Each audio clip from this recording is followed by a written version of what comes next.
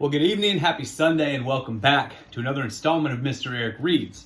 I hope that your weekend has been good and that you were relaxed, you were safe, and that you were kind. As promised, we're going to go back to Dr. Seuss's stories, and this one is called Gertrude McFuzz.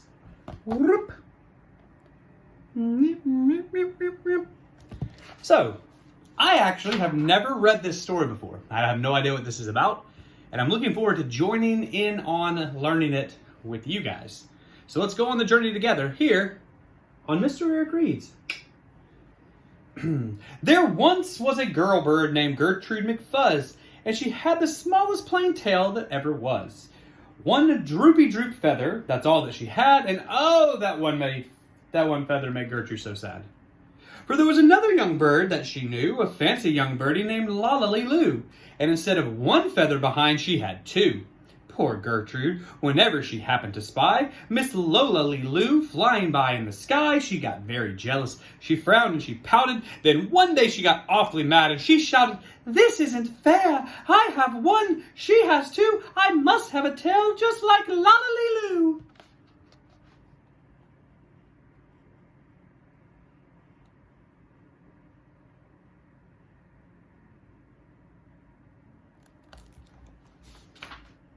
So she flew to her uncle, a doctor named Dake, whose office was high in a tree by the lake. She cried, "Uncle Doctor, oh, please do you know of some kind of pill that will make my tail grow?" "Tut, tut," said the doctor. "Such talk, how absurd! Your tail is just right for your kind of bird." Then Gertrude had tantrums. She raised such a din that finally her uncle, the doctor, gave in. And he told her just where she could find such a pill, on a pillberry vine on the top of the hill. "Hey, thank you," chirped Gertrude McFuzz, and she flew right straight to the hill where the pillberry grew.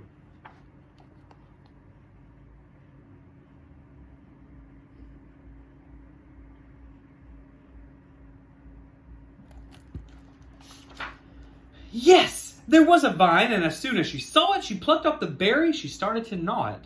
It tasted just awful. It made her sick, but she wanted that tail, so she swallowed it quick. Then she felt something happen. She felt a small twitch, as if she'd been tapped down behind by a switch, and Gertrude looked round, and she cheered. It was true. 2 feathers, exactly like Lolly-Loo. And then she got an idea. "Now I know what I'll do. I'll grow a tail better than Lolly-Loo. These pills that grow feathers are working just fine." So she nibbled another one right off of the vine.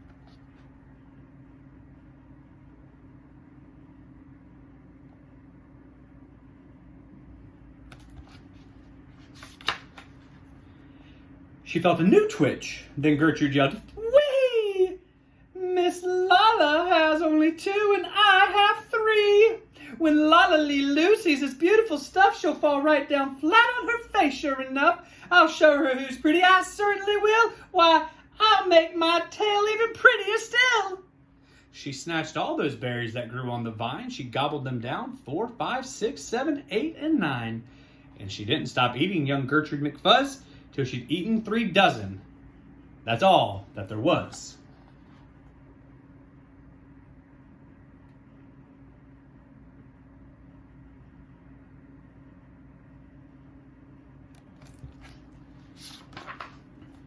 Then the feathers popped out with a zang, with a zing. They blossomed like flowers that bloom in the spring, all fit for a queen. What a sight to behold! They sparkled like diamonds and gumdrops and gold. Like silk, like spaghetti, like satin, like lace. They burst out like rockets all over this place. They waved in the air and they swished in the breeze, and some were as long as the branches of trees. And they still kept growing. They popped till long about sundown, when they finally stopped. "And now," giggled Gertrude, "the next thing to do is fly right straight home and show Lolly-Loo. When Lola sees these, why, her face will get red, and she'll let out a scream, and she'll fall down right dead."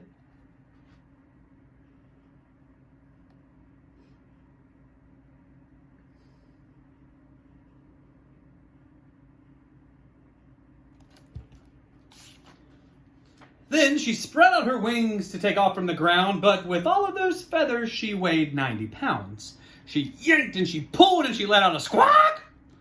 But that bird couldn't fly, couldn't run, couldn't walk. And all through that night, she was stuck on that hill, and Gertrude McFuzz might be up there stuck still. If her good Uncle Dake hadn't heard the girl yelp, and he rushed to her rescue, and he brought along help.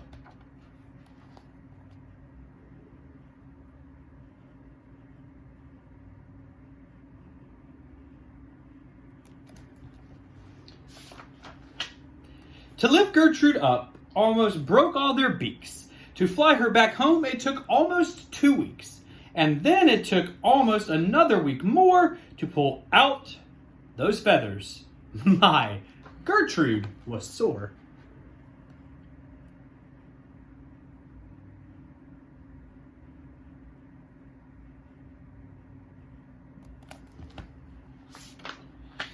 And finally, when all the pulling was done, Gertrude behind her again had just one. That one little feather she had as a starter. But now that's enough, because now she is smarter.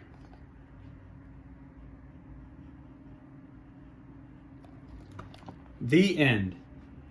Gertrude McFuzz by Dr. Seuss. And just like Gertrude, you guys are perfect the way you are. You don't need to impress anyone. Be proud of who you are. If you want to improve upon something, by all means do it. But you have value, you have worth, and you have meaning on this earth. Without further ado, guys, go into Monday feeling happy, feeling positive about yourself. You're Gertrude McFuzz. You don't need to impress la-la-la-loo. I care about you guys. I miss you. I hope that your summer is going great. I will be back again tomorrow, of course, with another story. As always, if you guys have recommendations for books, please drop them down below in the comments. And without further ado, share videos that you like, wash your hands, and man, oh man, be kind to everybody you speak to, that you see, that you come in contact with. Until next time, guys, I'll see you around.